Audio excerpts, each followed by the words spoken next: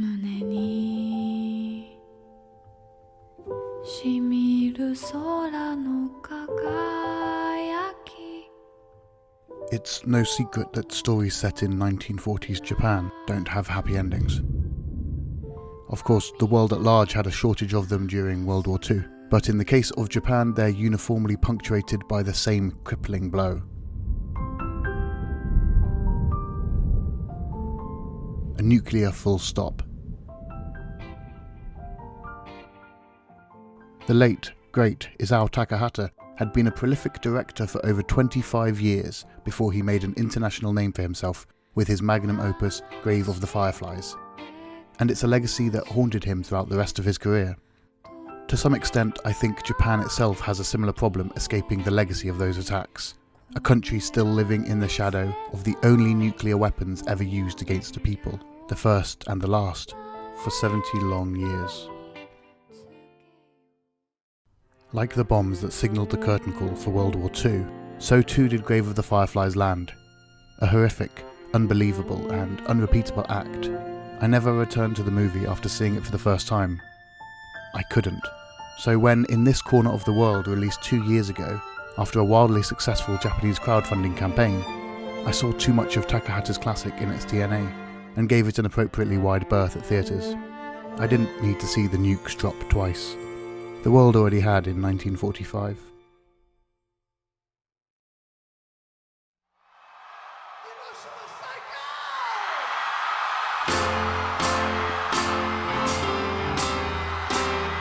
Hiroshima is undoubtedly my favourite place in Japan, and quite possibly the world, and I make an effort to visit every time I travel to the country. It's a beautiful, laid-back, chilled-out answer to Tokyo's frantic, fraught metropolis. Following the devastation of the atomic blast from the bomb named Little Boy, Hiroshima was immediately rebuilt in its original style, and in the intervening years has seen less change than most modern Japanese cities, in stark contrast and wonderful defiance of Japan's otherwise unstoppable evolution.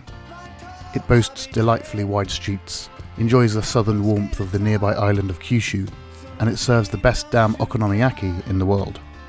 It also owns its harrowing legacy, proudly displaying the artefacts and remnants of one of history's darkest moments, in the hopes that by remembering, not forgetting, these horrors, we'll never make the same mistakes again.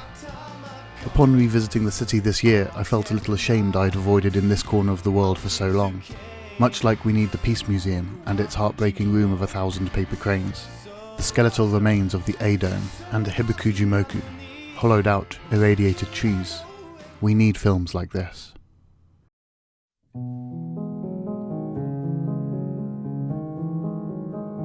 In This Corner of the World is not Grave of the Fireflies. For the most part, it doesn't trade in the outright horrors of war, or the dark moments as the bombs fell. It's a transportive experience, a window to another world and another time that we so rarely get to look through. It's a beautifully researched, intimately depicted preservation of pre-war Hiroshima, a moment in time that in 2018, as the last survivors of the bombs near the end of their lives, was threatening to disappear forever. In This Corner of the World is a confusing, colourful and energetic movie that's eager to say a lot, full of surprisingly happy beats. But, of course, it is a cripplingly sad, achingly melancholy movie at times. Through our lead, a youthful woman named Suzu, we are introduced to this wholly alien world. In its opening act, both Suzu and the film are jostled into plots they have no control over. Suzu is married off to a complete stranger, despite her budding romance with a childhood friend, and moves from her home to begin a brand new life away from everything she's ever known. The film initially feels as lost as Suzu, but they both soon find their way. Suzu knows how to make the best of a strange situation. She's hardworking and upbeat, and her never-say-die outlook neatly captures the Japanese attitudes of the time. As her life settles into a routine, long before the war arrives in earnest, we get a wonderful glimpse of a country pulling together in its darkest hour, and a contemplative look at the joys and hardships found in the life of a soldier's wife. It's this life and the way Suzu leads it that had me wrapped till the credits rolled. She is the rightful star of the show, and in her the film presents a protagonist you just have to root for. Her dorky expressions, clumsy antics and the brave face she puts on everything are instantly endearing traits. She's fiercely loyal, even when that loyalty isn't necessarily deserved, and acts atypically from what we've come to expect from our female leads, The rest of the cast are deceptively complex, however, and despite some shaky first impressions, pretty much anyone who sets foot in a scene goes on to become a welcome addition to the story. All of this is told with a warm, hand-drawn style that stands out as wholly unique in the medium. Adapting the brilliantly quirky artistry of Fumio Kono's original manga, Hiroshima is brought to life with old-fashioned, wonderfully chunky line art and painterly swashes of colour. In This Corner of the World feels like a relic of the past itself, featuring a style that never fell out of fashion because it never truly fell into it. This malleable art showcases the beauty of a Japan long gone, and the stark, striking horrors of war when it finally arrives in bold, violent strokes. As the film meanders towards its loaded conclusion, a conclusion whose impact isn't dulled in the slightest by the painful knowledge that it's coming, tensions inevitably ratchet. Luckily, moments of levity come often, a lifeline in a film where, when the heavy hits hit, they hit hard. But, unlike nearly every other war film I've seen to date, the war itself is shown sparingly. Most of the time its mere presence off-screen is a powerful enough catalyst for the drama unfolding, and in the film's most striking moments, it's still largely unfocused, and only there for a brief second, often so quick you can't be sure you even saw it. This respectful distance refuses to languish in the morbid fascination of death and destruction, as war films so often do, and as these events play out and I found myself dangerously close to tears, I was thankful for this restrained direction. It's the biggest difference between this film and Grave of the Fireflies, and the reason I'm able not only to recommend it, but return to it often.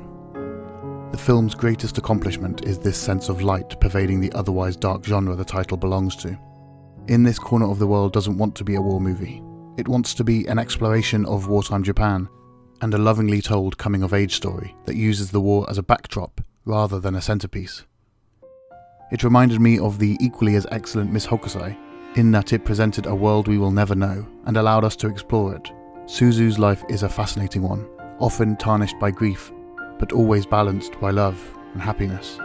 In avoiding trite melodrama, the film manages to capture something truly human in its quirky expressions, touching relationships and honest representation, and provides an experience few films manage, an experience you owe it to yourself to live through.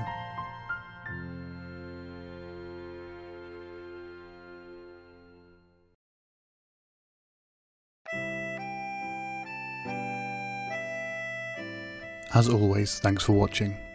Films like these are often tricky to do right by, and even harder to recommend. In This Corner of the World, however, is an easy endorsement to make. I want to thank my patrons for choosing this film as my next video. I'd likely have never gotten around to it otherwise. If you want to help in choosing what I cover next, head on over and join what I'm proud to say is a really lovely community. We have a lively Discord where we're constantly talking about anime, manga and video games, so come by and say hi. You can also subscribe or follow me on Twitter to get notified of when new videos land. If instead you're appalled by the fact that it took me 13 videos to even mention Isao Takahata, and then to snub him anyway, hit the like button and I'll hire a professional to chastise me daily until I make Takahata the video he deserves.